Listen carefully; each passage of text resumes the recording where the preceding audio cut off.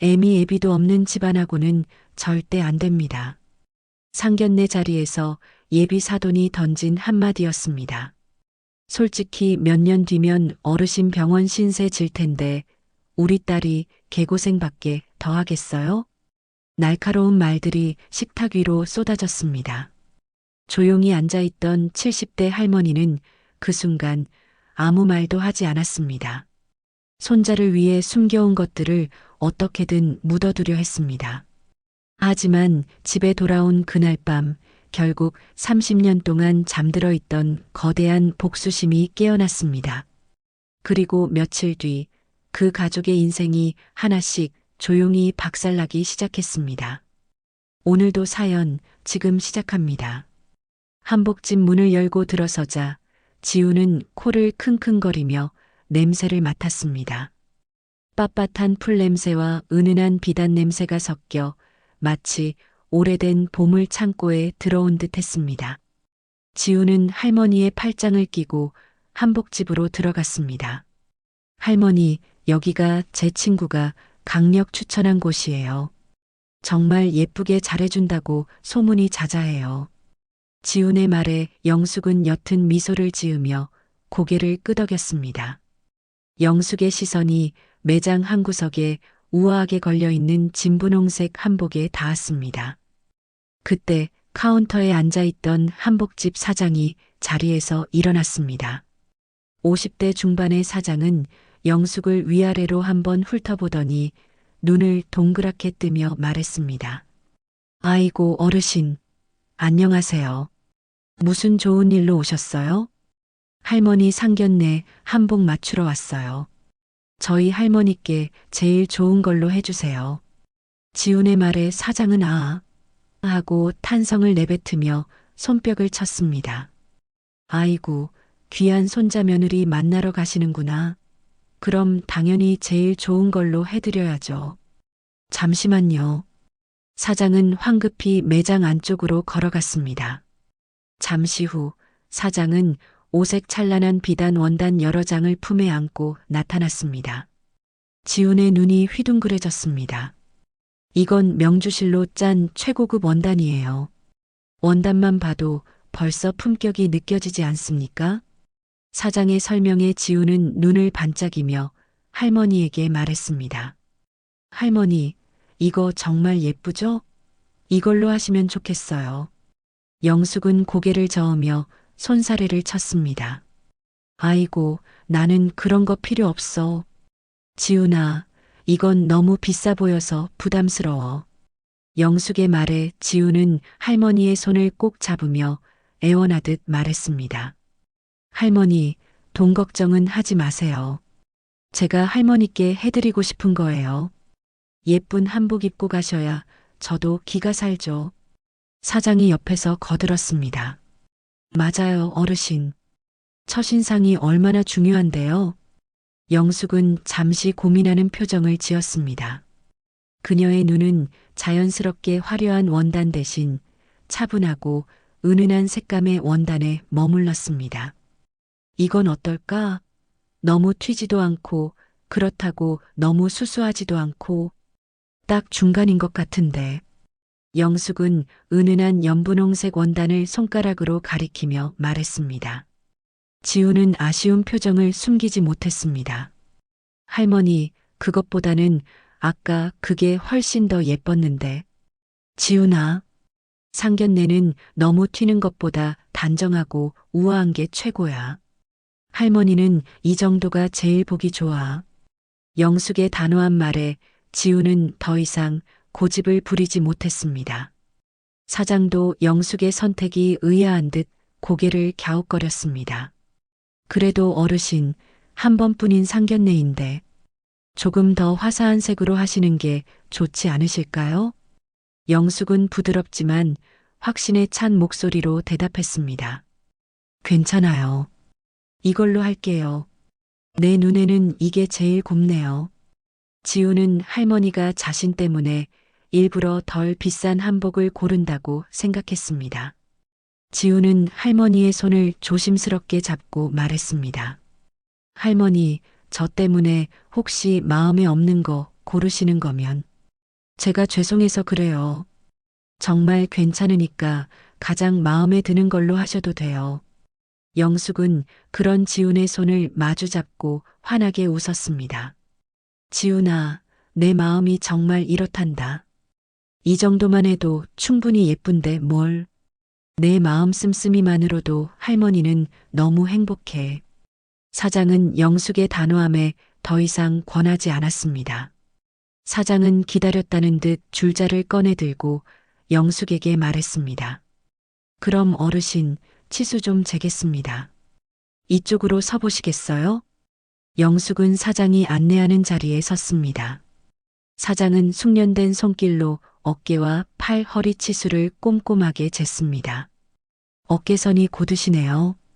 한복이 정말 잘 어울리실 겁니다. 일주일 후에 찾으러 오시면 됩니다. 지우는 거울에 비친 할머니의 모습을 보며 감탄했습니다. 역시 우리 할머니 벌써부터 품격이 느껴지는데요. 영숙은 거울 속 자신의 모습을 보며 조용히 웃었습니다. 그녀의 눈빛은 아주 잠시 깊은 생각에 잠긴 듯 했습니다. 두 분 상견례 잘하시길 바랍니다. 사장의 덕담에 지우는 고개를 꾸벅 숙이며 인사했습니다. 감사합니다. 사장님 덕분에 잘 될 것 같네요. 두 사람은 한복집을 나섰습니다. 따스한 오후 햇살이 영숙의 얼굴을 부드럽게 비추었습니다. 영숙은 지훈의 팔을 다시 껴안으며 만족스러운 미소를 지었습니다. 상견례 당일 새벽 5시 알람이 울리기도 전에 영숙은 마치 번개라도 맞은 것처럼 벌떡 일어났습니다. 침실 창문으로 스며드는 희끄무레한 새벽빛이 영숙의 얼굴을 창백하게 비추었습니다. 괜찮을 줄 알았는데 긴장되네. 영숙은 묵직한 가슴을 쓸어내리며 조용히 슬리퍼를 끌고 부엌으로 향했습니다. 30년 만에 느껴보는 낯선 긴장감이었습니다. 며칠 전까지만 해도 아무렇지 않다고 생각했는데 막상 상견례 날 아침이 되자 숨막히는 기분이 들었습니다. 영숙은 냉장고 문을 벌컥 열어 계란과 베이컨을 꺼냈습니다. 속으로 한숨을 삼키며 프라이팬에 기름을 둘렀습니다. 지글지글 고소한 냄새가 온 집안을 가득 채웠습니다. 1시간쯤 지났을까 드디어 지훈의 방에서 시끄러운 알람 소리가 울려 퍼졌습니다. 영숙은 식탁에 밥과 국 그리고 베이컨 구이를 정갈하게 차려놓고 아들을 기다렸습니다. 할머니, 벌써 일어나셨어요? 대체 몇 시에 일어나신 거예요? 머리를 벅벅 긁으며 거실로 나온 지우는 믿을 수 없다는 듯 물었습니다. 오늘 같은 날 할미가 늦잠 자면 되겠니? 상견례 날 아침인데. 영숙은 덤덤한 척 웃으며 지훈에게 얼른 씻고 오라고 손짓했습니다. 지훈이 화장실로 들어가는 소리를 확인한 후 영숙은 조심스럽게 서재로 향했습니다. 오래된 책장 한 구석에 고이 꽂혀 있는 낡은 사진첩을 꺼냈습니다.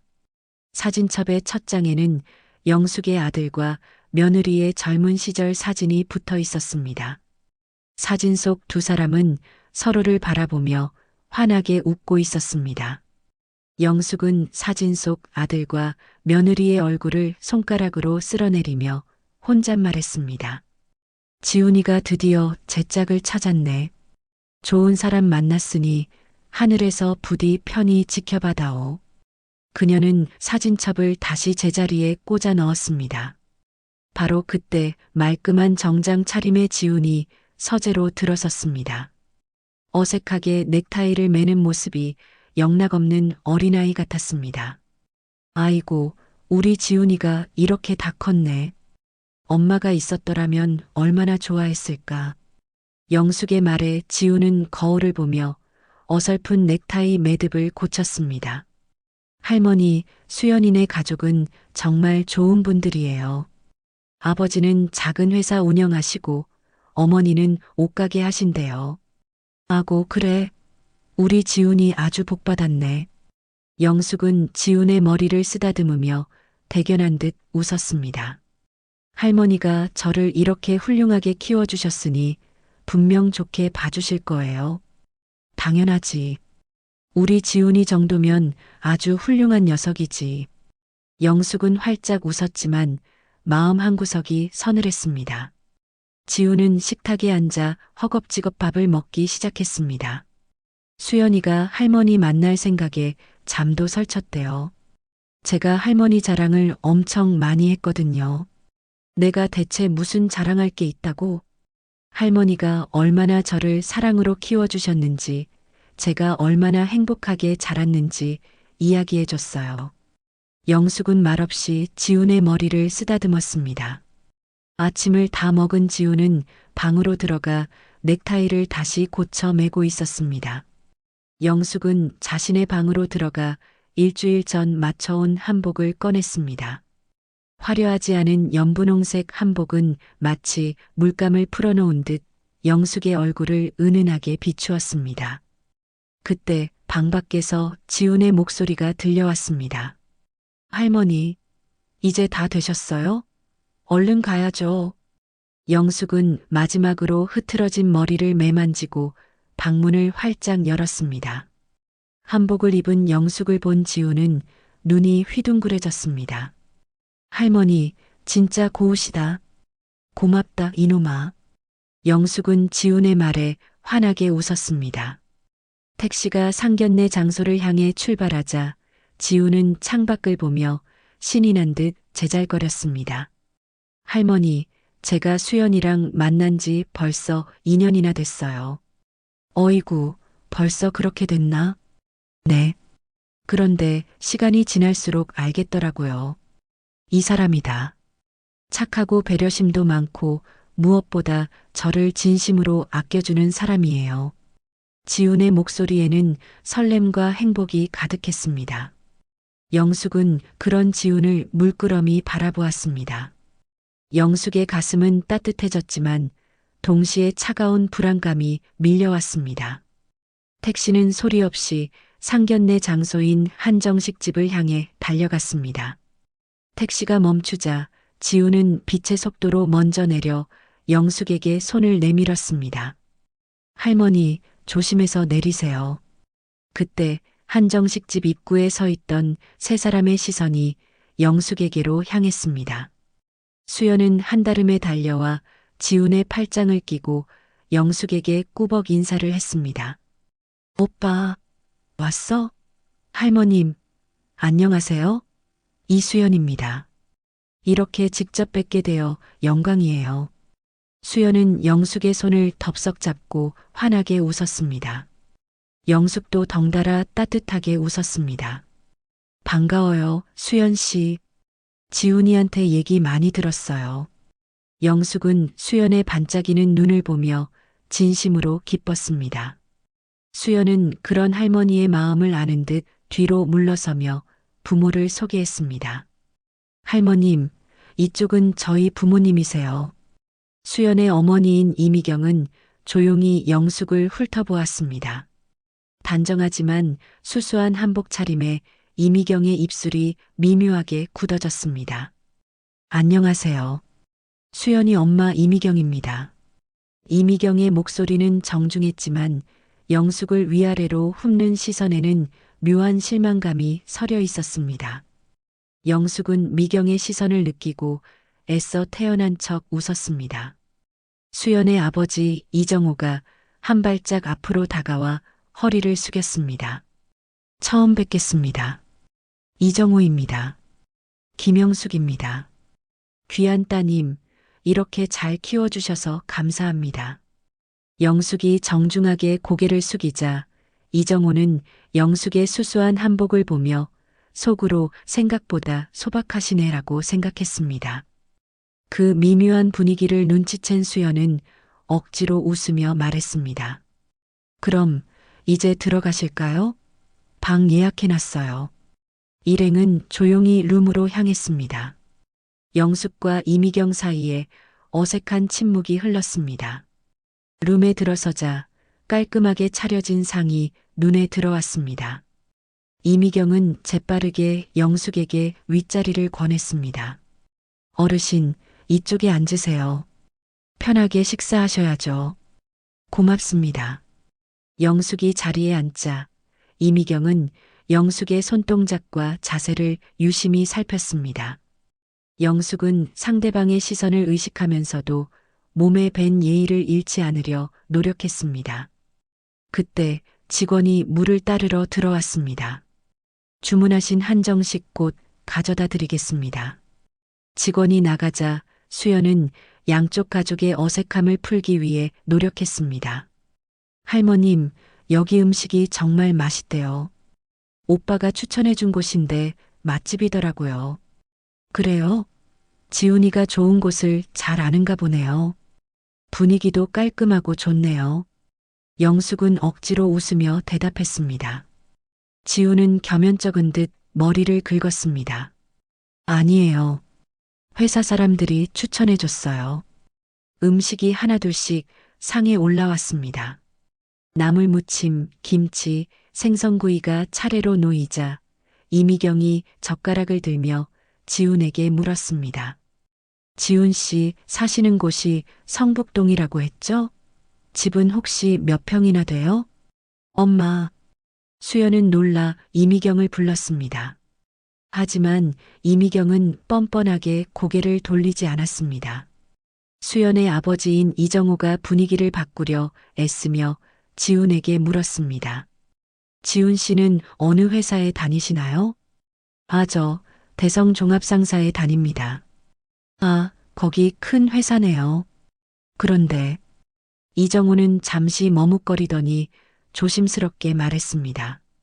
실례가 안 된다면 지훈 씨 부모님은 어떻게 돌아가셨는지 여쭤봐도 될까요?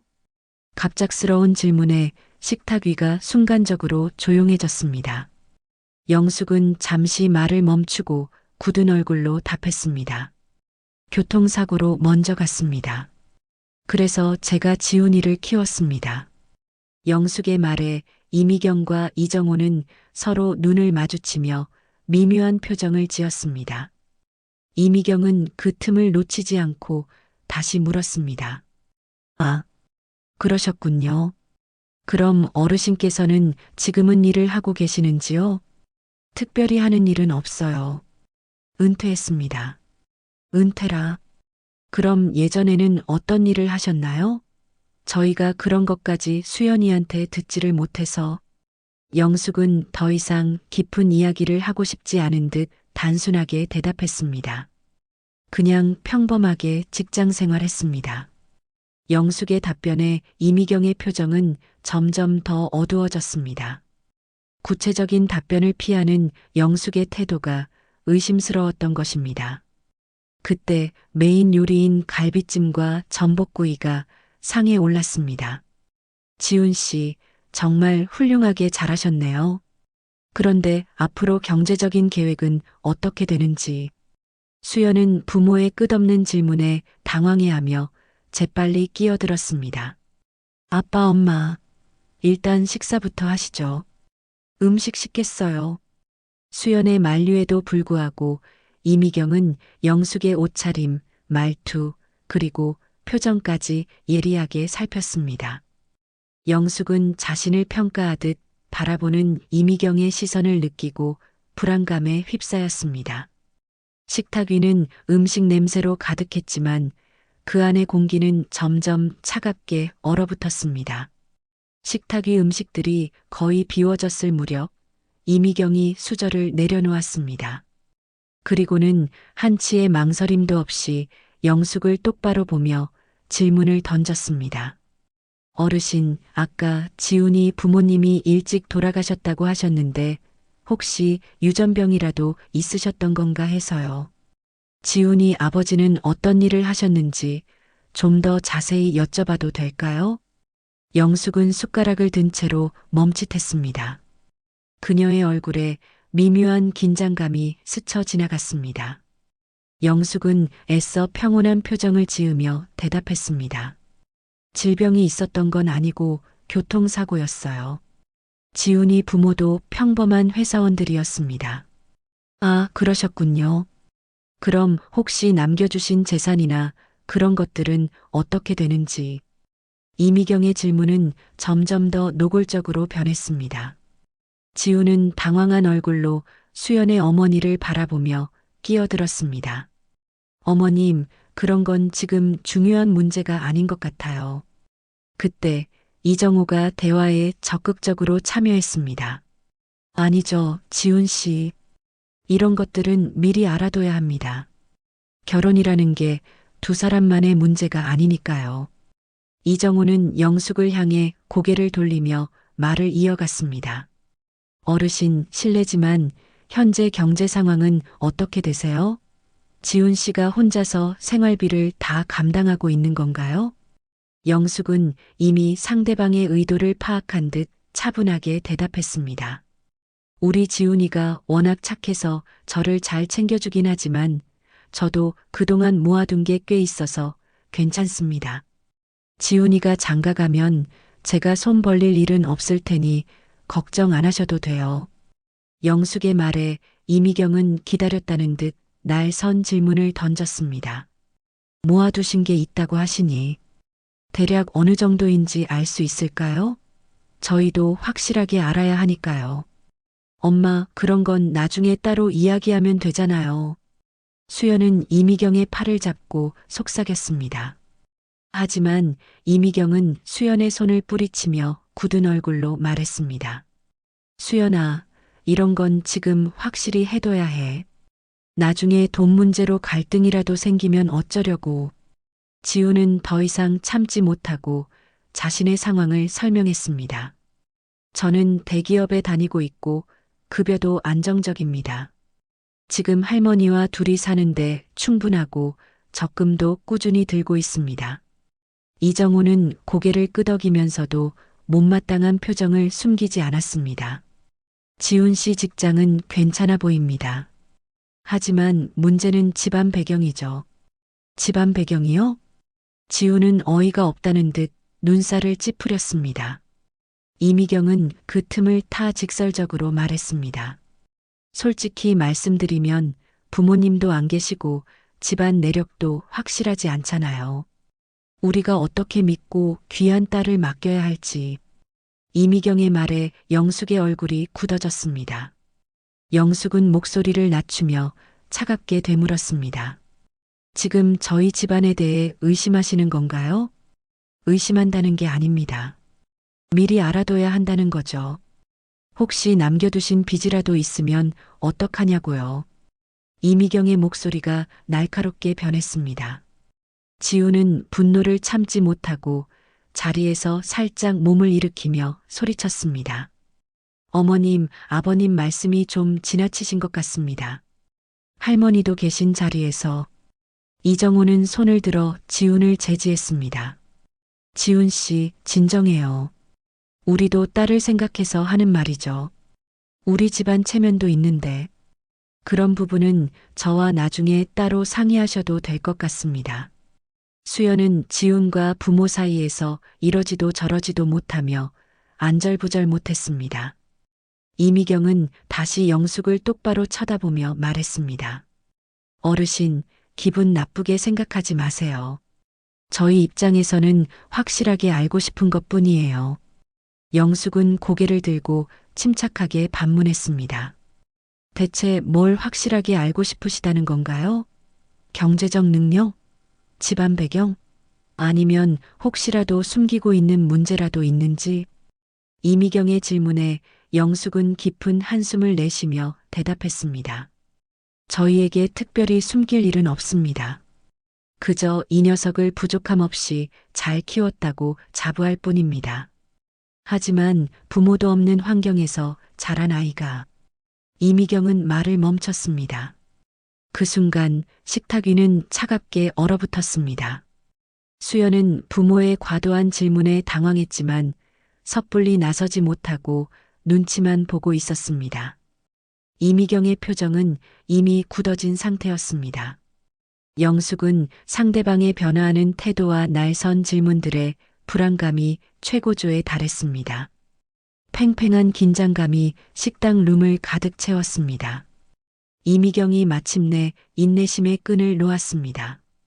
그녀는 굳어진 얼굴로 젓가락을 탁 소리가 나게 내려놓더니 영숙을 똑바로 쳐다보며 단호하게 말했습니다. 할머님, 솔직히 말씀드릴게요. 부모도 없는 집안하고는 저희 수연이 혼인시킬 수 없습니다. 이미경의 직설적인 말에 룸 안의 공기가 순식간에 차갑게 얼어붙었습니다. 지금 뭐라고 하신 거예요? 지훈이 분노로 얼굴을 붉히며 자리에서 일어나려 하자 이정호가 지훈의 팔을 잡고 말했습니다. 지훈 씨 앉아요. 어른들이 말씀하고 계시잖아요. 이미경은 냉정하게 말을 이어갔습니다. 솔직히 부모님도 안 계신 상황에서 할머님마저 편찮으시기라도 하시면 그게 다 우리 수연이 몫이 될 텐데. 엄마. 수연은 이미경의 말을 끊으며 당황해서 외쳤습니다. 엄마, 그건 좀 너무한 말씀이신 것 같아요. 너무하다니? 수연아, 이게 현실이야. 결혼은 사랑만으로 되는 게 아니거든. 이미경이 딸을 향해 날카롭게 쏘아붙였습니다. 영숙의 손이 떨리기 시작했습니다. 제가 지훈이와 수연이에게 짐이 될까봐 걱정하시는 거군요. 영숙의 떨리는 목소리에 이미경은 한치의 망설임도 없이 대답했습니다. 네, 솔직히 말씀드리면 그렇습니다. 그리고 우리 수연이가 힘들게 할머님 모시고 사는 꼴은 저도 못 보겠고요. 이정호가 차분한 듯 냉정한 목소리로 거들었습니다. 그렇다고 경제적으로 넉넉해서 실버타운에 들어가실 수 있는 형편도 아니신 것 같고, 지훈은 분노를 참지 못하고 주먹을 꽉 쥐었습니다. 어떻게 그런 식으로 말씀하실 수 있어요? 할머니가 얼마나 고생하시면서 저를 키우셨는데, 지훈 씨도 나중에 자식 낳아 키워보면 우리 마음 알 겁니다. 나는 내 딸을 생각해서 하는 말이에요. 이미경이 팔짱을 끼며 싸늘하게 말했습니다. 영숙은 분노를 꾹 눌러 참으며 정중하게 말했습니다. 저는 아이들에게 전혀 짐이 될 생각이 없습니다. 그 부분은 걱정 안 하셔도 돼요. 저희 지훈이는 정말 착한 아이입니다. 수연이한테도 잘할 거고요. 착한 건 알겠어요. 하지만 그것만으로는 부족해요. 이미경은 단호하게 고개를 저으며 말했습니다. 솔직히 저는 수연이가 양가 부모님 다 계시고 좀 안정적인 집안에 시집 갔으면 좋겠어요. 그래야 결혼해서 고생 안 하고 편하거든요. 수연의 눈가에 눈물이 글썽거렸습니다. 엄마, 제 마음은 생각 안 해봐요? 내 마음? 수연아, 너는 아직 어려서 모르는 거야. 결혼 생활이 얼마나 현실적인지. 이정호는 다시 영숙을 바라보며 말했습니다. 할머님도 이해하시죠? 우리가 무리한 요구를 하는 건 아니잖아요. 영숙은 솟구치는 눈물을 참으며 힘겹게 대답했습니다. 지훈이가 그렇게 부족해 보이시나요? 부족하다는 게 아니라 조건이 맞지 않는다는 겁니다. 이미경은 더 이상 할 말이 없다는 듯 가방을 집어들며 일어섰습니다. 오늘 만나서 확실하게 정리하고 싶었어요. 앞으로는 만나지 않았으면 좋겠네요. 지우는 믿을 수 없다는 표정으로 수연을 바라보았습니다. 수연아, 너도 이런 생각이야? 수연은 울음을 터뜨리며 고개를 숙였습니다. 오빠 미안해. 정말 미안해. 미안하다고? 그게 답이야? 지훈의 목소리가 떨렸습니다. 수연은 손으로 얼굴을 가린 채 흐느꼈습니다. 이미경이 자리에서 일어나며 확인하듯 말했습니다. 오늘부로 파혼인 걸로 알겠습니다. 나중에 이 일로 문제 생기면 저희도 곤란하니까요. 지훈은 더 이상 참을 수 없었습니다. 지훈은 벌떡 일어나며 영숙에게 말했습니다. 할머니 가요. 더 이상 여기 있을 필요 없어요. 영숙은 조용히 고개를 끄덕였습니다. 수연이 지훈의 팔을 잡으려 했지만 지훈은 차갑게 몸을 돌렸습니다. 수연은 그런 지훈을 잡지 못하고 힘없이 손을 떨어뜨렸습니다. 오빠 미안해. 정말 미안해. 수연의 중얼거리는 목소리가 들려왔습니다. 영숙은 자리에서 일어나 마지막으로 정중하게 인사했습니다. 실례했습니다. 오늘 시간 내주셔서 감사했어요. 이미경은 싸늘한 표정으로 대답했습니다. 네. 서로 시간 낭비하지 않아서 다행이네요. 지우는 분노와 굴욕감에 주먹을 쥔 채 할머니의 뒤를 따랐습니다. 룸 안의 분위기는 완전히 파국으로 치달았습니다. 한정식 집 복도를 걸으며 지훈이 힘없이 말했습니다. 할머니, 정말 죄송해요. 제가 할머니를 이런 모욕적인 자리에 모시고 와서. 지훈의 목소리가 떨렸습니다. 영숙은 그런 지훈의 등을 가볍게 두드려 주었습니다. 무슨 소리니, 지훈아. 내 잘못이 아니야. 영숙은 겉으로 괜찮은 척했지만 그녀의 마음속은 끓어오르는 분노로 가득했습니다. 한정식 집 밖으로 나오자 차가운 바람이 두 사람의 얼굴을 스쳤습니다. 지훈은 택시를 잡으며 고개를 푹 숙였습니다. 할머니, 제가 사람을 잘못 봤나 봐요. 지훈아, 내 잘못이 아니야. 택시가 멈추자 영숙이 먼저 뒷좌석에 올랐습니다. 지훈은 따라 타며 운전기사에게 주소를 알려줬습니다. 택시가 출발하자 영숙은 조용히 말했습니다. 세상에는 여러 종류의 사람들이 있는 거야. 지훈이 영숙의 손을 잡으며 다시 한번 울먹였습니다. 할머니가 저를 이렇게 잘 키워주셨는데 제가 이런 일을 당하게 해서. 지훈아, 네가 잘못한 게 아니라고 했잖아. 이제 집에 가서 푹 쉬렴. 영숙의 목소리는 여전히 따뜻했지만 그녀의 눈빛에는 차갑고 날선 무언가가 스치고 지나갔습니다. 택시가 집 앞에 멈추자 영숙과 지훈은 말없이 내렸습니다. 현관문을 열고 들어선 두 사람의 어깨는 잔뜩 웅크려 있었습니다. 지훈은 한마디 말도 없이 자신의 방으로 향했습니다. 할머니, 오늘 고생하셨어요. 들어가서 쉬세요. 지훈의 목소리는 너무 작아 겨우 들릴 정도였습니다. 영숙은 고개를 끄덕이며 짧게 대답했습니다. 그래, 지훈아. 너도 일찍 쉬렴. 영숙의 방문이 닫히자 집안에는 무거운 흘렀습니다.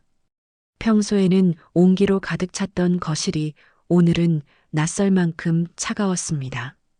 지훈은 자신의 방에 들어가 침대에 털썩 주저앉았습니다. 잘 차려입었던 정장 재킷을 벗어던지고 목을 조이던 넥타이를 풀어 헤쳤습니다. 이미경의 날 선 말들이 머릿속에서 계속 맴돌았습니다. 부모도 없는 집안하고는 혼인할 수 없어요. 집안 내력도 모르겠고 경제적 기반도 불확실해요. 지훈은 두 손으로 머리를 감싸쥐었습니다. 분노와 함께 깊은 죄책감이 가슴을 짓눌렀습니다. 내가 미쳤지. 내가 왜 할머니를 그런 자리에 모시고 가서. 같은 시각 영숙은 자신의 방에서 거울 앞에 서 있었습니다. 그녀는 고름을 풀고 한복 저고리를 벗어내리며 거울 속 자신을 바라보았습니다. 주름진 얼굴과 힘없이 풀린 눈빛이 거울에 고스란히 비쳤습니다. 내가 우리 지훈이한테 짐이 되었구나. 한복 치마까지 모두 벗고 평상복으로 갈아입은 후 영숙은 다시 거울을 보았습니다. 오늘 받았던 모욕적인 시선과 차가운 말들이 파도처럼 밀려왔습니다. 30분 정도 지났을 무렵 복도에서 조심스러운 발걸음 소리가 들렸습니다. 똑똑똑. 할머니, 들어가도 될까요? 지훈이 영숙의 방문을 가볍게 두드렸습니다. 그래, 들어와. 지훈아. 지훈이 문을 열고 들어서자 영숙은 침대 가장자리에 앉아 있었습니다. 지훈은 망설임 없이 할머니 앞에 무릎을 꿇고 앉았습니다. 할머니, 어디 불편하신 곳은 없으세요? 지훈의 눈이 금방이라도 눈물을 쏟아낼 것처럼 촉촉했습니다. 응, 괜찮아. 지훈아. 혹시라도 체하셨을까봐 너무 죄송하기도 하고요. 지훈의 목소리가 미세하게 떨렸습니다. 영숙은 부드럽게 지훈의 머리를 쓰다듬었습니다. 지훈아, 내 잘못이 아니야. 절대 그렇게 생각하지 마라. 하지만 할머니가 그런 모욕적인 말들을 들으시게 해서 정말 죄송해요. 지훈은 결국 눈물을 보이고 말았습니다. 영숙은 따뜻한 목소리로 지훈을 위로했습니다. 세상에는 여러 종류의 사람들이 있는 거야. 오늘 만난 사람들도 그 중 하나일 뿐이고, 그런 사람들의 말에 너무 신경 쓰지 마렴. 영숙의 목소리는 따뜻했지만 그녀의 눈빛 속에서는 차가운 무언가가 꿈틀거리고 있었습니다. 이제 그만 생각하고 일찍 쉬어라. 내일 출근도 해야 하잖니. 다 괜찮아질 거야. 영숙은 지훈의 등을 토닥이며 일으켜 세웠습니다. 정말 괜찮으신 거예요? 할머니도 많이 상처받으셨을 텐데. 물론이지. 할미가 언제 그런 일로 무너졌다고. 영숙은 억지로 밝은 미소를 지으며 지훈을 안심시켰습니다. 지훈은 안심한 표정으로 자리에서 일어났습니다. 그럼 할머니도 일찍 주무세요. 내일 회사 가서 정신 바짝 차리고 일할게요. 그래, 착한 우리 지훈이. 좋은 꿈 꿔라. 지훈이 방을 나가 문이 닫히자 영숙의 얼굴에서 미소가 순식간에 사라졌습니다. 거실 벽시계가 밤 10시를 가리키자 영숙은 침대에서 일어나 서재를 향해 걸어갔습니다. 영숙은 책상 의자에 앉아 깊게 숨을 들이마셨습니다. 차가운 공기가 폐부 깊숙이 들어와 그녀의 머리를 맑게 했습니다. 영숙은 눈을 감고 지난 세월을 되돌아보았습니다. 평범한 할머니의 모습 뒤에 숨겨진 30년 전의 기억이 파노라마처럼 펼쳐졌습니다. 1994년 서울 강남의 한 고층 빌딩 회의실 안 38배 젊은 영숙은 정장 차림의 중년 남성들 사이에 앉아 있었습니다. 아니, 여자가 무슨 건설업을 하겠다고 그래? 한 남성이 코웃음을 치며 말했습니다. 집에 가서 애나 보지 그래? 사업은 우리 같은 남자들이나 하는 거라고. 다른 남성도 거들며 비아냥거렸습니다. 하지만 영숙은 눈 하나 깜빡하지 않았습니다. 제가 준비한 사업 계획서를 보시면 생각이 달라지실 거예요. 영숙은 당당하게 자료를 펼쳤습니다. 남성들은 콧방귀를 뀌었습니다. 여자 따위가 뭘 안다고. 따위라고 하셨나요? 영숙의 목소리가 순식간에 차갑게 변했습니다. 그녀의 눈빛은 칼날처럼 날카로웠습니다. 제가 실력으로 보여드리겠습니다. 그날부터 영숙은 새벽 5시에 일어나 밤 12시까지 오직 일에만 매달렸습니다.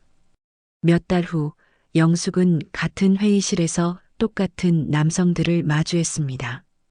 김 대표님, 이번 입찰에서 저희가 1등을 차지하셨다면서요? 축하드립니다. 남성들은 언제 그랬냐는 듯 영숙 앞에서 고개를 숙였습니다. 영숙은 조용히 미소만 지었습니다. 감사합니다. 1997년 영숙의 회사는 업계 1위로 우뚝 섰습니다. 강남 한복판에 30층 건물을 통째로 소유하게 되었고 사무실은 2개 층을 쓰고 있었습니다. 영숙 사장님, 이번 분기 매출이 100억을 넘겼습니다. 재무 담당자가 흥분한 목소리로 보고했습니다. 영숙은 덤덤하게 대답했습니다. 그래, 벌써 그렇게 됐나? 1998년 외환위기가 닥쳤을 때도 영숙의 회사는 굳건했습니다. 오히려 다른 기업들을 인수하며 몸집을 불렸습니다. 2005년 영숙의 자산은 200억을 넘어섰습니다. 전국 곳곳에 건물과 토지를 소유했고 수많은 기업에 투자했습니다. 하지만 그 무렵 영숙에게 비극이 닥쳤습니다.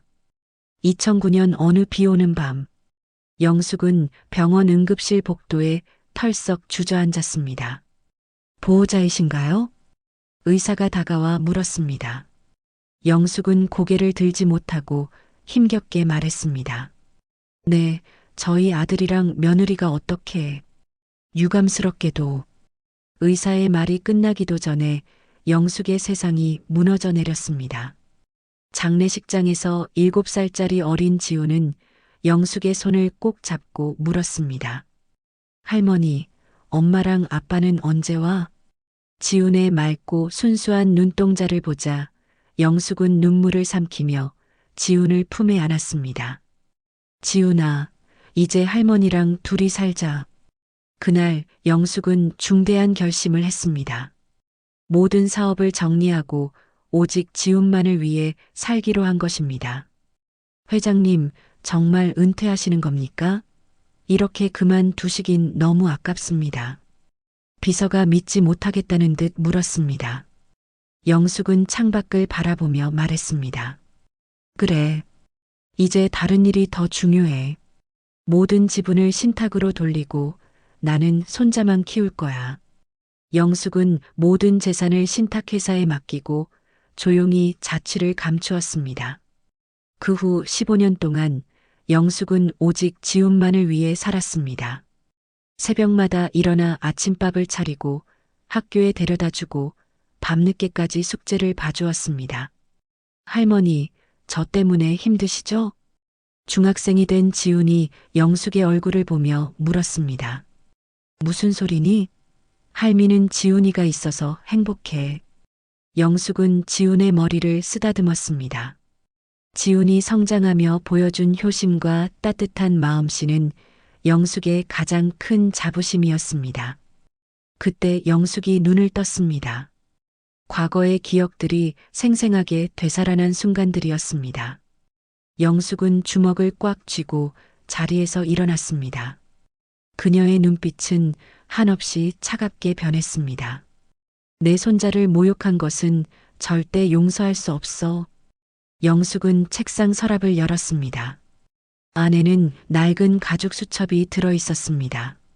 30년 전부터 정리해둔 인맥들의 전화번호가 빼곡하게 적혀 있었습니다.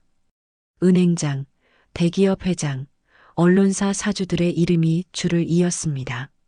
아직도 나를 기억하고 있을까? 영숙은 차가우면서도 위험한 미소를 지으며 수첩의 첫 페이지를 넘겼습니다. 창밖은 이미 깊은 밤이었지만 영숙의 밤은 이제 시작이었습니다. 다음 날 아침 영숙은 평소와 다름없이 새벽 5시에 눈을 떴습니다. 부엌에서는 조용히 지훈의 아침 식사를 준비하는 소리가 울려 퍼졌습니다. 어제 겪었던 모욕적인 일들은 마치 꿈이었던 것처럼 영숙의 손은 평온하게 움직였습니다. 세수를 마친 지훈이 식탁에 앉았습니다. 지훈의 얼굴에는 수심이 가득했습니다. 할머니, 잘 주무셨어요? 지훈이 힘없이 물었습니다. 영숙은 프라이팬에 계란을 깨뜨리며 따뜻한 미소를 지었습니다. 그래, 지훈아. 할미는 아주 푹 잤지. 너는 어땠니? 저는 잠이 잘 안 오더라고요. 지훈이 솔직하게 대답하며 고개를 숙였습니다. 어제 일 때문에 그래? 네. 자꾸만 그분들 말씀이 생각나서요. 제가 할머니를 그런 자리에 모시고 가는 게 아니었는데. 영숙은 숟가락으로 계란을 뒤집으며 지훈의 어깨를 가볍게 두드려 주었습니다. 괜찮다, 지훈아. 이제 그런 생각일랑 하지 마라. 다 지나간 일이야. 할머니는 정말 괜찮으세요? 걱정 마. 할미가 언제 그런 일로 흔들렸다고. 영숙의 목소리는 한없이 평온했지만 그녀의 눈빛은 무표정했습니다. 지훈은 밥을 먹으며 애써 기운을 냈습니다. 오늘 회사 가서 정신 바짝 차리고 일해야겠어요. 다른 생각 안 나게. 그래, 착한 우리 지훈이. 할미가 응원할게. 지훈이 아침 식사를 마친 후 출근 준비를 했습니다. 영숙은 조용히 설거지를 마쳤습니다. 할머니, 저 회사 다녀올게요. 지훈이 현관문을 나서자 집안에는 다시 깊은 침묵이 찾아왔습니다. 영숙은 설거지 그릇을 정리한 후 서재로 향했습니다. 책상 위에는 어젯밤 꺼내두었던 낡은 가죽 수첩이 놓여 있었습니다. 영숙은 수첩을 펼치고 첫 번째 이름을 확인했습니다. 박철수 대한은행 회장. 영숙은 전화기를 들고 번호를 눌렀습니다. 신호음이 몇 번 울린 후 전화 너머에서 중년 남성의 목소리가 들려왔습니다. 여보세요? 박 회장님, 김영숙입니다. 전화 너머로 짧은 정적이 흘렀습니다. 영숙? 설마 그 김영숙 대표님이십니까? 박철수의 목소리에 놀라움과 함께 미세한 떨림이 묻어났습니다. 네. 오랜만이에요, 박 회장님. 아이고, 세상에. 정말 오랜만이네요. 어떻게 지내셨습니까? 연락 주셔서 영광입니다. 박철수가 허둥지둥 말했습니다. 영숙은 덤덤하게 본론으로 들어갔습니다. 혹시 이정호라는 사람을 아세요? 소규모 유통업체를 운영하고 있는데. 이정호요? 잠시만요. 전화 너머로 무언가를 찾는 소리가 들렸습니다. 아, 여기 있네요. 저희 은행 거래처 중 한 명입니다. 그 사람에 대한 전반적인 정보를 좀 얻을 수 있을까요? 거래 현황, 대출 상황, 신용도 등 전부 다요. 박철수가 순간 당황하며 말을 더듬었습니다. 정보요? 이런 걸 함부로 알려드리기 곤란해서. 박 회장님, 저 김영숙이에요. 영숙의 목소리가 단 한순간에 차갑게 변했습니다. 박철수는 더 이상 거절할 수 없다는 것을 깨달았습니다. 아, 네, 알겠습니다.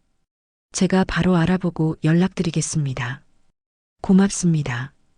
영숙은 전화를 끊고 다음 페이지를 넘겼습니다. 강민호, 동대문 상가 건물주.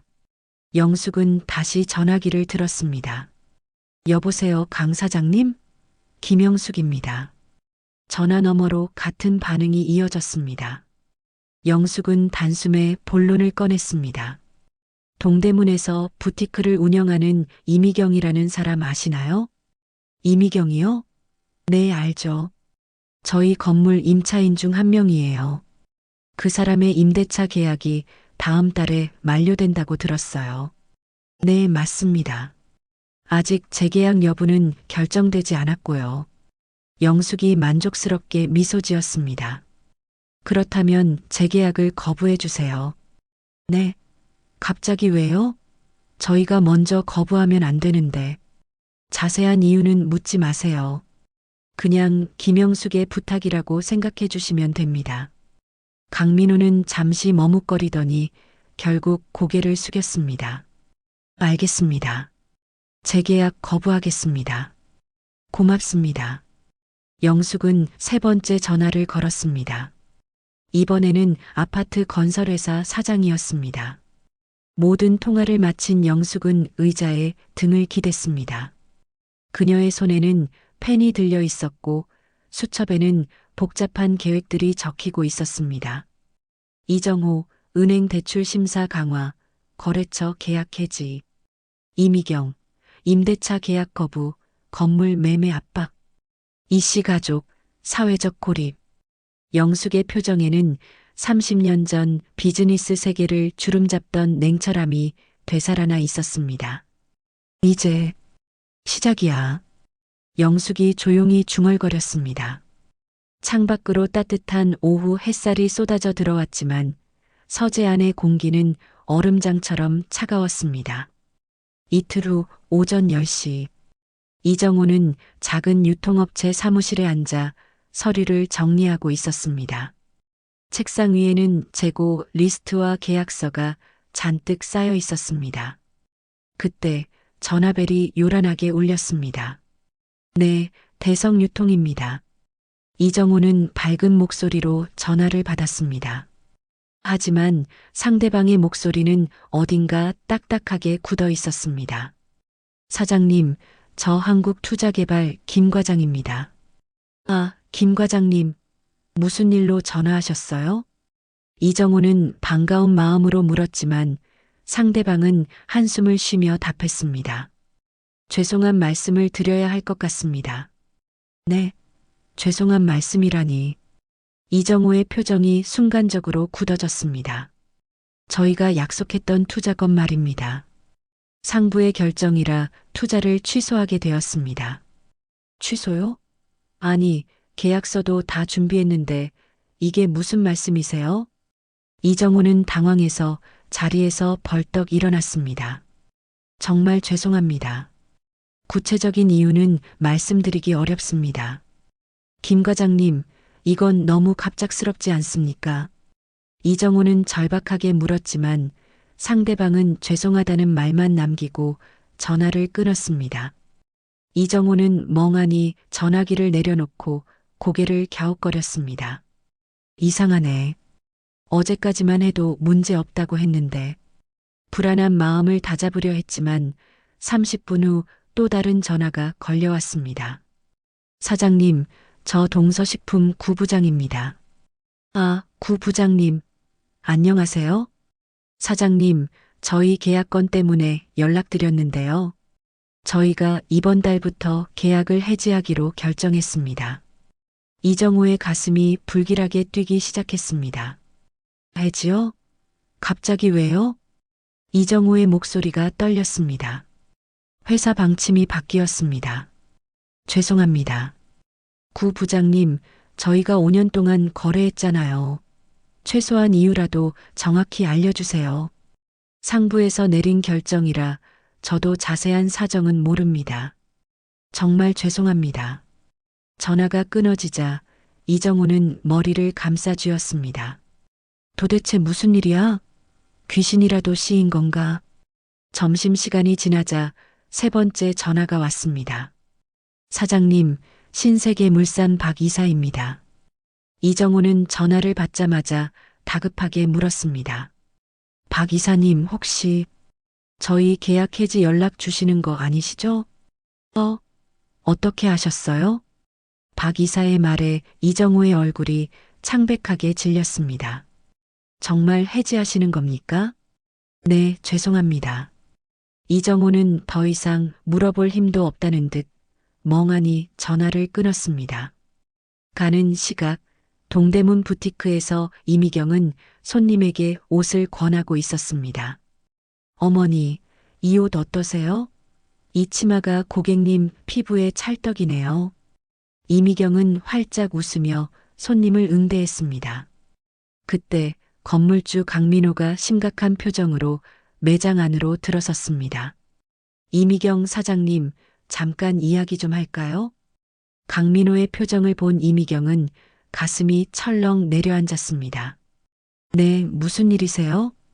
이미경은 손님에게 양해를 구하고 강민호를 매장 한쪽 구석으로 데리고 갔습니다. 다음 달 계약 갱신건 때문에 왔습니다. 네, 벌써 서류 준비해놨어요. 그럼 바로 재계약하시면 되죠? 이미경의 얼굴이 굳어졌습니다.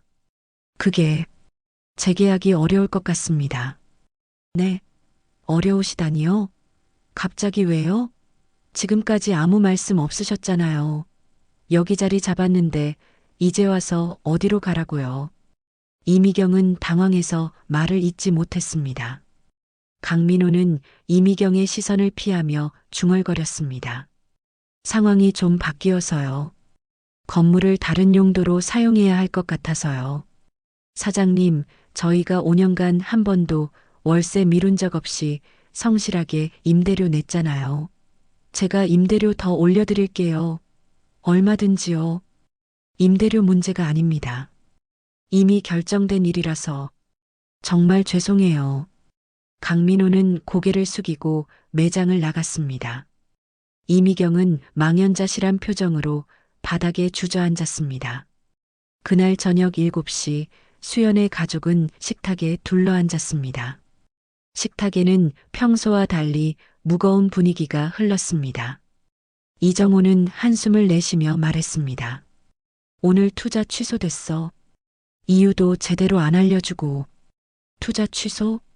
당신도? 나도 건물주가 재계약 안 해준대. 이미경의 말에 이정호의 눈이 휘둥그레졌습니다.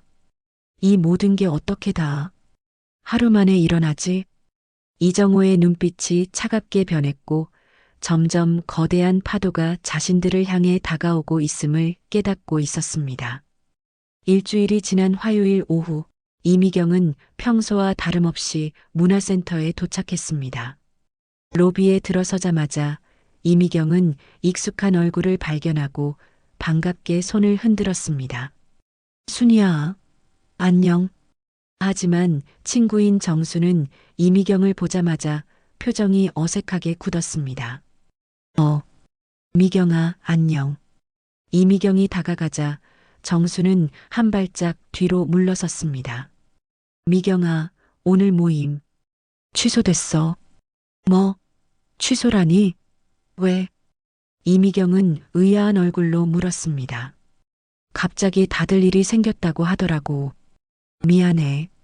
다음에 만나자. 정수는 황급히 자리를 떠났습니다. 이미경은 멍하니 홀로 남아 고개를 갸웃거렸습니다. 이상하네. 이틀 전까지만 해도 다들 모이기로 했는데. 이틀 후 목요일 오전, 이미경은 또 다른 주부 모임에 참석했습니다.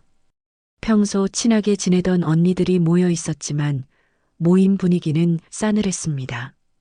이미경이 밝게 웃으며 인사했지만 사람들은 이미경의 눈을 피했습니다. 미경 씨 왔네요. 회장인 박 여사가 건성으로 인사했습니다.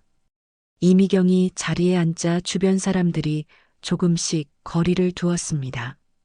오늘 뭐 하기로 했죠? 이미경이 물었지만 대답하는 사람이 아무도 없었습니다.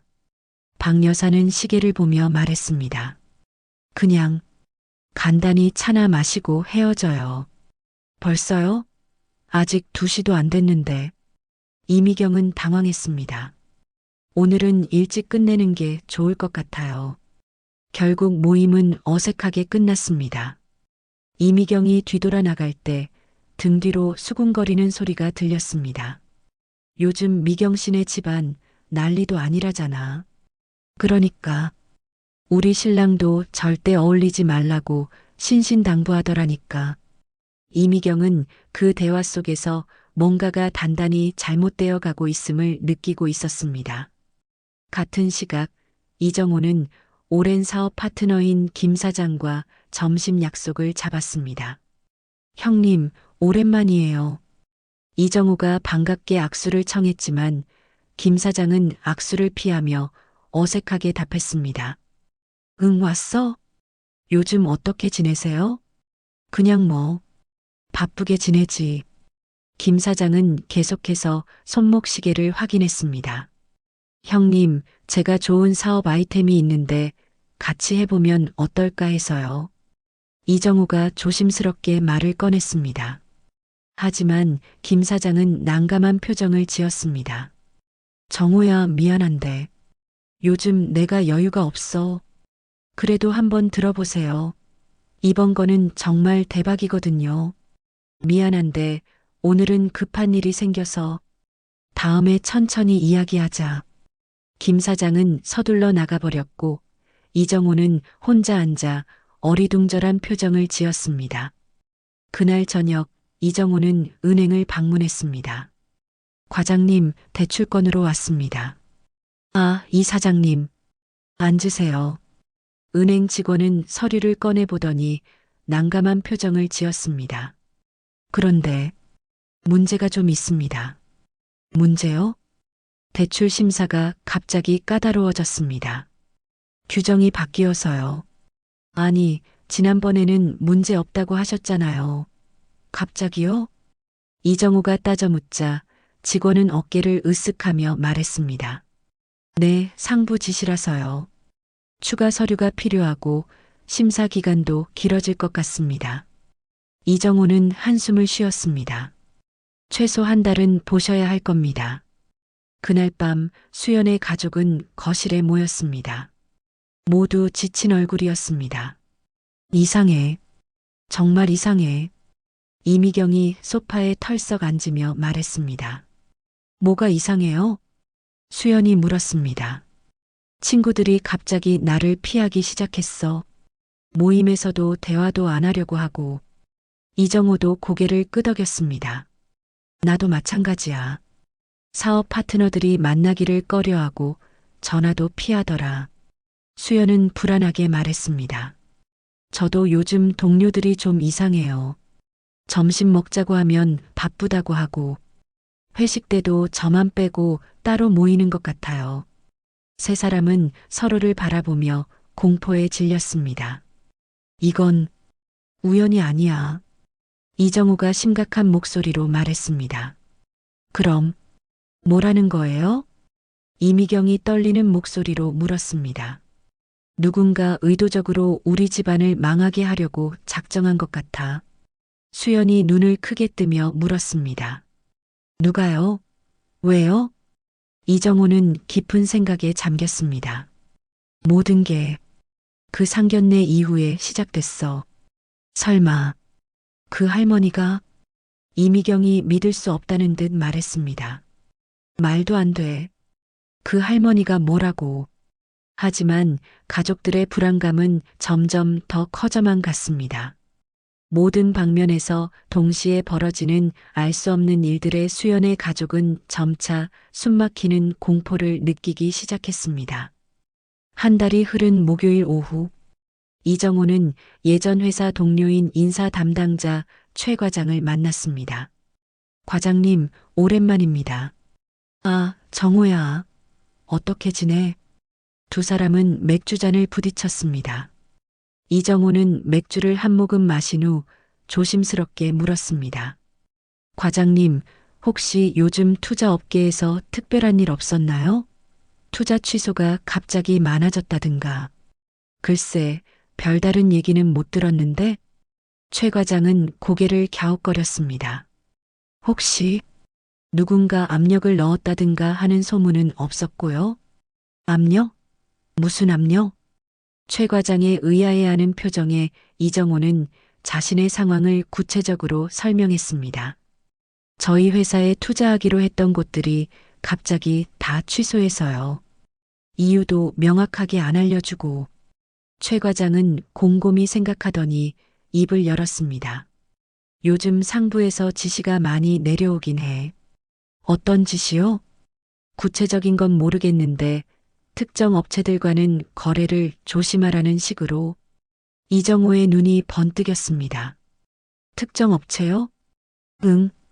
근데 왜 그런 지시가 내려오는지 아는 사람은 아무도 없더라.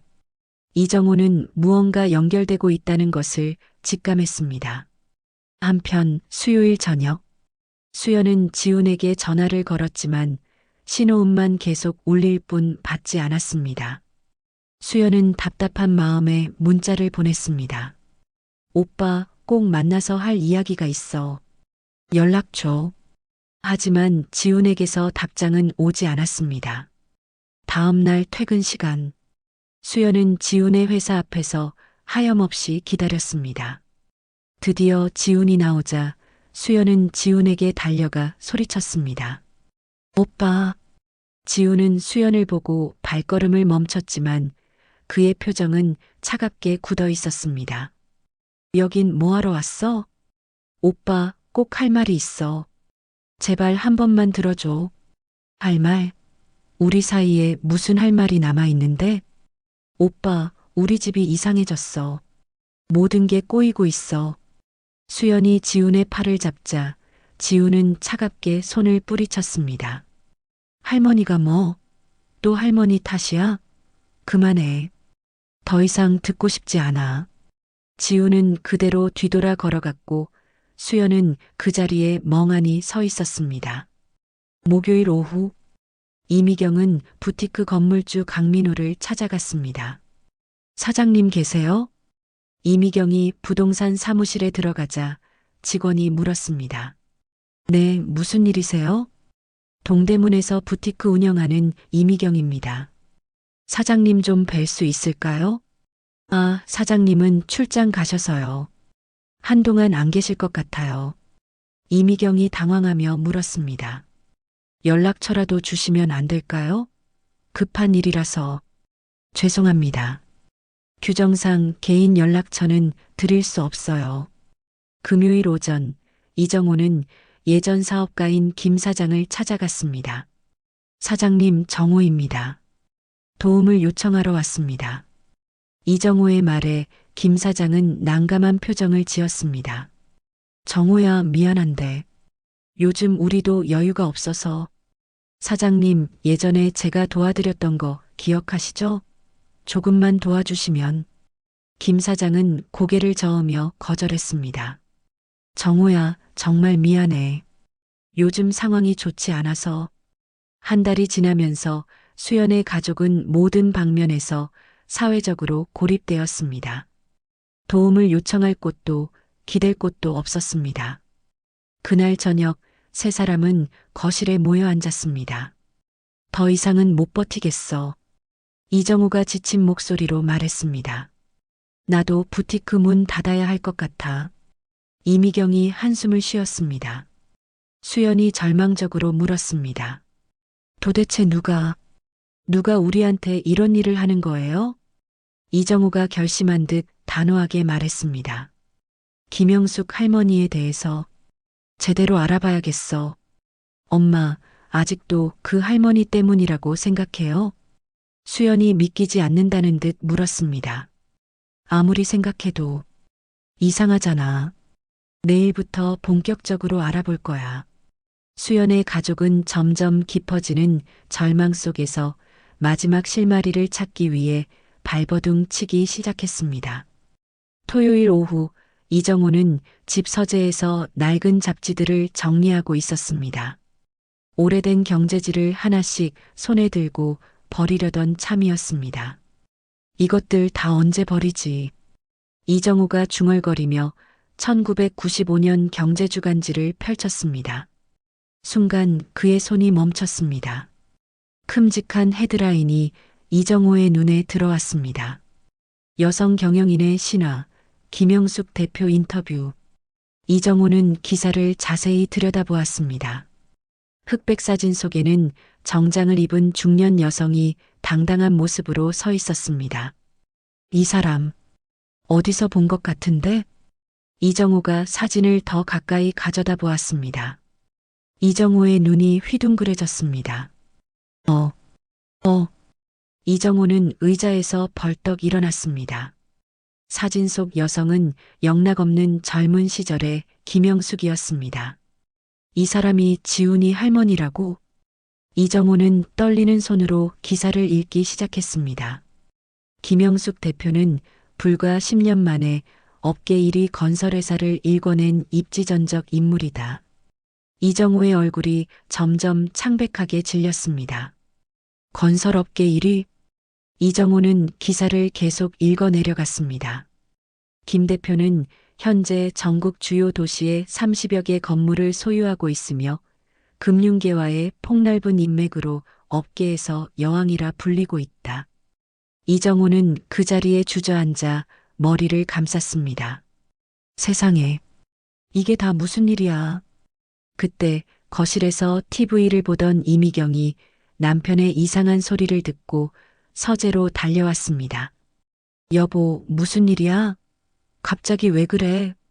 이것 좀 봐봐. 이정호는 떨리는 손으로 잡지를 내밀었습니다. 이미경은 사진을 보더니 어리둥절했습니다. 이 사람 누구야? 김영숙이야.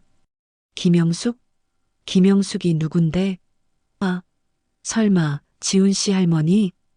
이미경은 기사를 읽기 시작했습니다. 읽을수록 그녀의 얼굴은 하얗게 질렸습니다. 이게 진짜야? 기사에 다 나와 있잖아. 여기 1998년 기사도 있어. 이 할머니 어마어마한 거물이었어. 이미경은 소파에 털썩 주저앉으며 절규했습니다. 우리가 그 할머니한테 무슨 짓을 한 거야? 이제 알겠어. 왜 갑자기 모든 일이 꼬였는지. 이정호가 무릎을 치며 말했습니다. 그때 수연이 방에서 나와 부모의 심각한 분위기를 눈치챘습니다. 엄마, 아빠, 무슨 일이에요? 이미경이 떨리는 손으로 딸을 불렀습니다. 수연아, 이리 와서 이거 좀 봐. 수연이 다가와 기사를 보자 입이 떡 벌어졌습니다. 이 사람 지훈 오빠 할머니 같은데요? 맞아. 지훈 씨네 할머니야. 이정호는 정신없이 말했습니다. 수연은 기사를 읽고 충격으로 의자에 주저앉았습니다. 재벌, 할머니가 재벌이었다고요?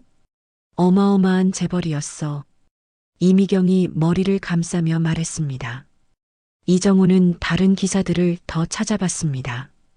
여기 또 있어. 2005년 기사. 김영숙 그룹 총수, 손자 양육 위에 사업 은퇴 선언. 은퇴? 손자가 지훈이었구나. 부모 잃고 할머니가 키웠다고 했잖아. 세 사람은 서로를 바라보며 공포에 질렸습니다. 이미경이 떨리는 목소리로 말했습니다. 우리가 그분한테 뭐라고 했지? 부모 없는 집안이라고.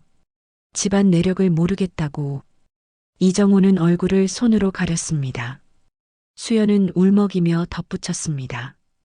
빚이 있냐고도 물어봤잖아요. 재벌 총수한테 빚이 있냐고 물어봤다고. 이미경은 히스테리를 부리며 소리쳤습니다. 이제 어떻게 해야 해? 이정호는 서재를 왔다 갔다 했습니다. 여보, 당장 가서 사과해야 해. 지금 가자. 이미경이 벌떡 일어섰지만 이정호가 그녀를 말렸습니다. 여보, 잠깐만. 일단 정신 차리고 생각하자. 뭘 생각해? 지금 우리 상황이 어떤데? 그렇다고 무작정 가면 어떡해? 그때 이미경이 무릎을 쳤습니다. 그래, 맞아. 투자 취소, 거래처 계약 해지, 건물주 연락 두절. 그 모든 게 다 그 할머니 짓이었어. 이정호는 하나씩 손으로 짚어가며 말했습니다. 모든 게 할머니 손바닥 안에서 놀아난 거야. 깊은 밤이 되도록 수연의 가족은 대책을 논의했지만 뾰족한 해결책은 나오지 않았습니다. 일단 내일 아침에 무작정 찾아가 보자. 이미경이 마지막으로 말했습니다. 받아주실까요?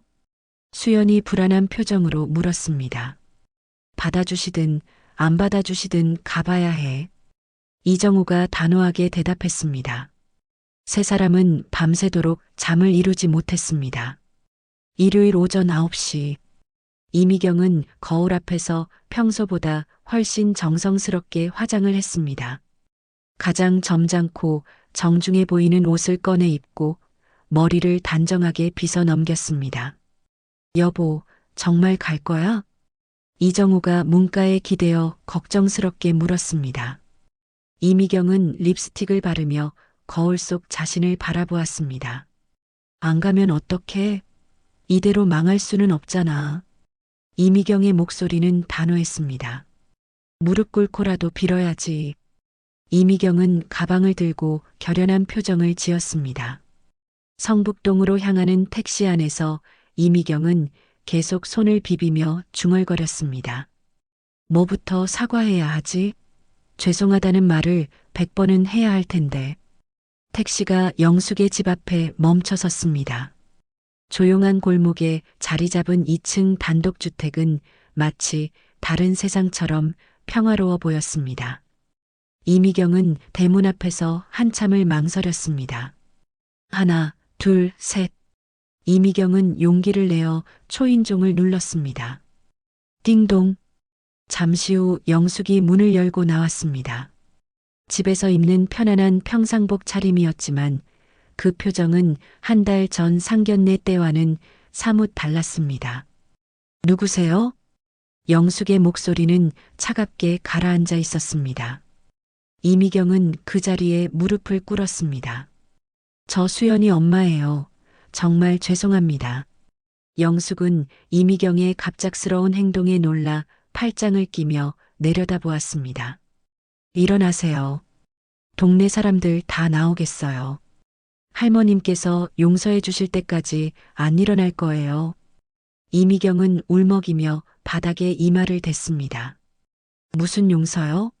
저는 지금 무슨 일로 오셨는지 모르겠는데.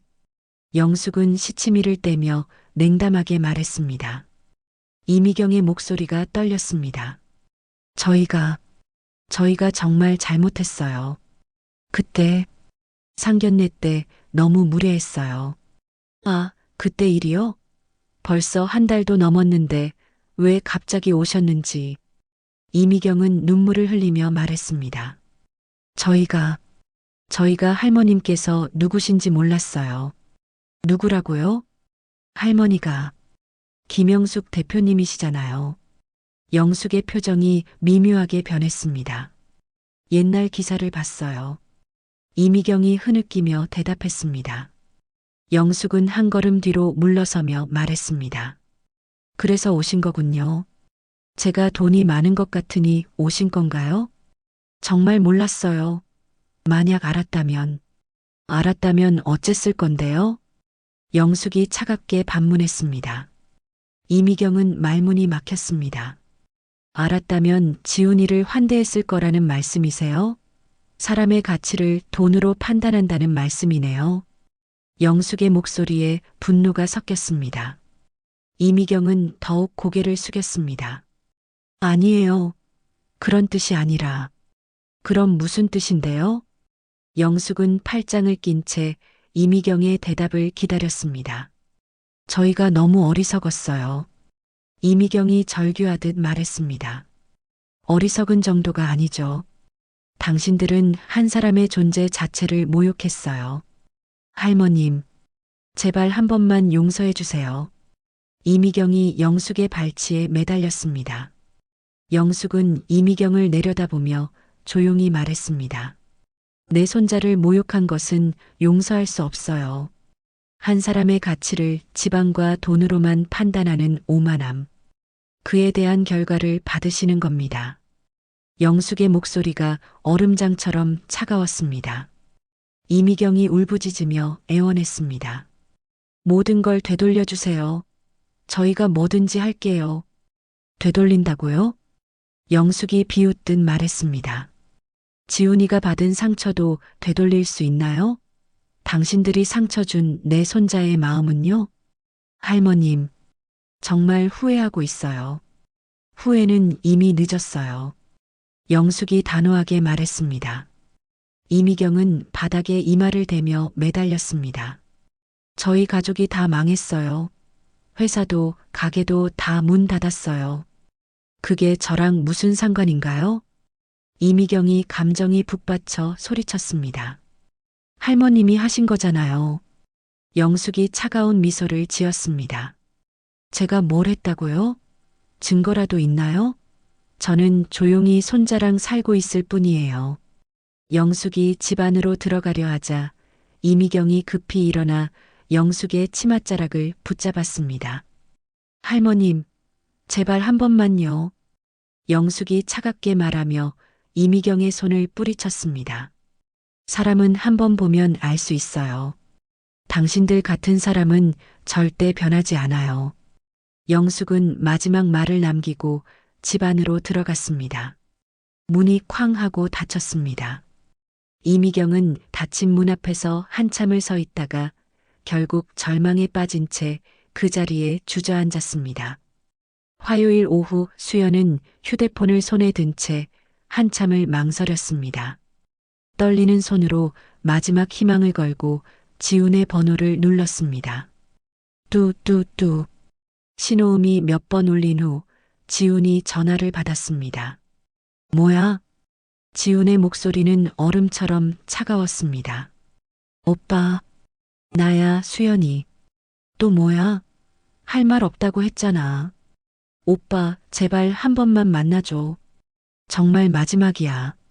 수연은 간절한 목소리로 애원했습니다. 전화 너머로 한참의 침묵이 흘렀습니다. 이따 카페에서 봐. 지훈이 마지못해 대답했습니다. 수연은 안도하며 말했습니다. 고마워, 오빠. 정말 고마워. 1시간 후 지훈과 수연은 회사 근처 작은 카페에서 마주 앉았습니다. 한 달간의 고생이 고스란히 묻어나는 수연의 얼굴은 초췌해 보였습니다. 지훈은 커피잔을 만지작거리며 냉담하게 입을 열었습니다. 말해봐. 뭔데? 수연은 눈물을 글썽이며 고개를 숙였습니다. 오빠, 우리 가족이 정말 잘못했어. 그때 내가 더 강하게 막았어야 했는데. 수연의 후회 가득한 목소리에 지우는 찬 목소리로 말했습니다. 지금 와서 그런 말을 왜 해? 너희 부모님은 정말 무례하셨어. 수연은 깜짝 놀라 고개를 들었습니다. 오빠, 할머니한테 어떻게 그런 말을 할 수가 있어? 사람이 부모가 없으면 결혼할 자격도 없어? 지훈의 목소리에 참아왔던 분노가 섞여 있었습니다. 수연은 어머니를 감싸듯 말했습니다. 어머니 입장에서는 궁금한 걸 물어볼 수도 있잖아. 좀 세게 말씀하신 건 맞지만 지우는 믿을 수 없다는 표정으로 수연을 바라보았습니다. 지우는 의자를 뒤로 밀며 자리에서 일어섰습니다. 수연이 다급히 지훈의 손목을 잡았습니다. 오빠, 잠깐만. 아직 할 말이 있어. 우리 집이 완전히 망했어. 수연은 울먹이며 말했습니다. 지우는 다시 자리에 앉았지만 그의 표정은 여전히 무표정했습니다. 그래서 그게 나랑 무슨 상관이야? 아빠 회사 문 닫았고 엄마 가게도 없어졌어. 혹시 할머니가 하신 일일까 해서. 수연이 조심스럽게 물었습니다. 지우는 어이가 없다는 듯 헛웃음을 터뜨렸습니다. 또 할머니 탓이야? 끝까지 그러는구나. 우연의 일치겠지. 할머니가 뭘 할 수 있겠어?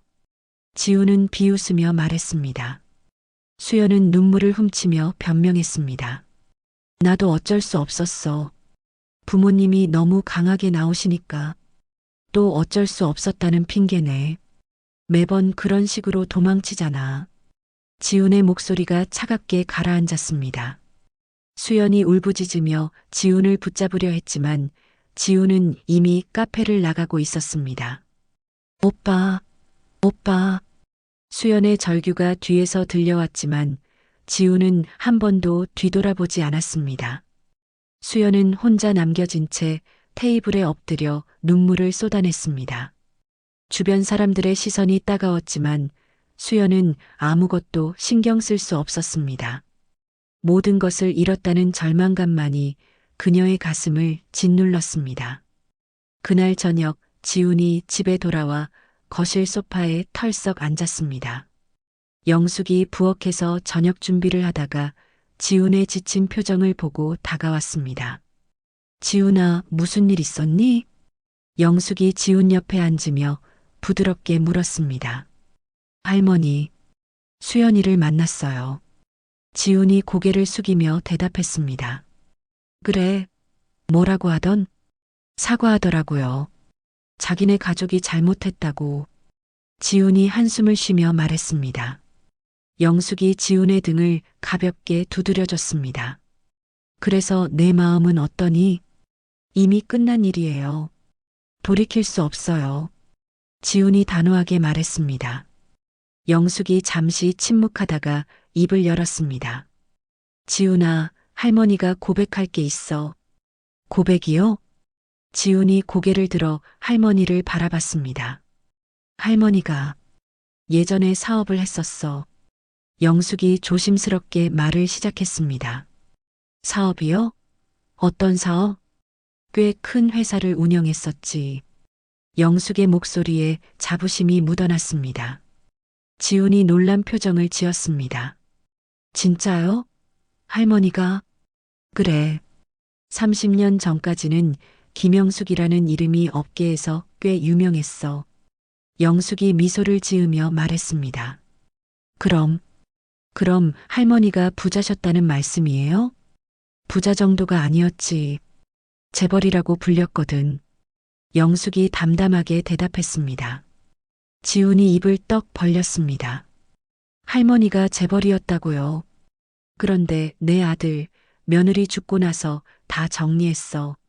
내 손자, 너를 키우는 게 더 중요했거든. 영숙이 지훈의 머리를 쓰다듬었습니다. 지훈이 갑자기 무언가를 깨달은 듯 벌떡 일어났습니다. 그럼 수연이네 집이 망한 것도? 그럴 수도 있고 아닐 수도 있지. 지훈이 할머니의 손을 잡으며 말했습니다. 할머니, 후회하세요? 후회? 영숙이 지훈을 바라보며 물었습니다. 전혀 후회하지 않는다. 영숙이 단호하게 말했습니다. 왜요? 내 손자가 받은 모욕을 그냥 넘어갈 수는 없었어. 영숙의 목소리에 확신이 담겨 있었습니다. 지훈이 감동하며 할머니를 바라봤습니다. 할머니, 지금까지 저를 잘 키워주셔서 너무 감사해요. 저를 위해 모든 걸 포기하고 키워주신 것, 저를 지키려고 하신 모든 것들이요. 지훈의 목소리가 떨렸습니다. 영숙이 미소를 지으며 지훈의 머리를 쓰다듬었습니다. 당연한 일이야. 할머니에게는 네가 전부거든. 할머니. 지훈이 눈시울을 붉혔습니다. 영숙이 진지한 표정으로 말했습니다. 지훈아, 할머니가 마지막으로 가르쳐주고 싶은 게 있어. 네, 말씀하세요. 진짜 명문가는 돈이나 지위로 만들어지는 게 아니야. 영숙이 지훈을 똑바로 바라보며 말했습니다. 그럼 뭘로 만들어져요? 인품이야. 사람 됨됨이로 만들어지는 거지. 인품. 지훈이 깊이 생각하며 고개를 끄덕였습니다. 돈이 아무리 많아도 마음이 가난하면 진짜 가난한 사람이야. 영숙이 교훈적인 목소리로 말했습니다. 할머니 말씀이 맞아요. 그리고 지훈아. 영숙이 지훈의 두 손을 꼭 잡았습니다. 앞으로도 착한 마음 잃지 마라. 그게 할머니가 내게 물려주고 싶은 가장 큰 재산이야. 네, 할머니. 절대 잃지 않을게요. 지훈이 다짐하듯 대답했습니다. 두 사람이 서로를 꼭 껴안았습니다. 할머니와 손자 사이의 깊은 사랑이 거실을 따뜻하게 감쌌습니다. 그 순간 지훈은 진정한 가족의 의미를 깨달았습니다.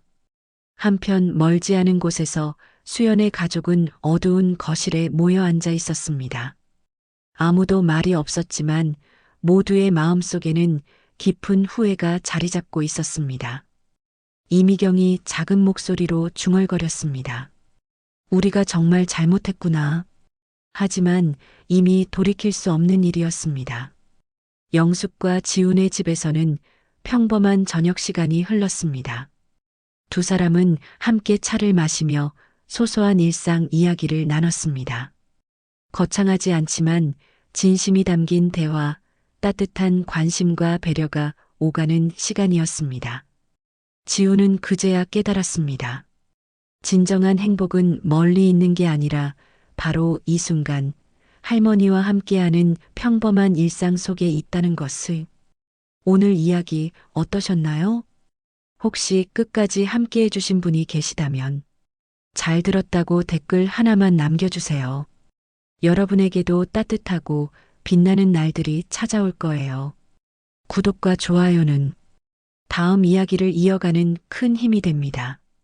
지금까지 오늘도 사연이었습니다. 더 깊고 따뜻한 이야기로 다시 찾아뵐게요. 편안한 하루 보내세요. 감사합니다.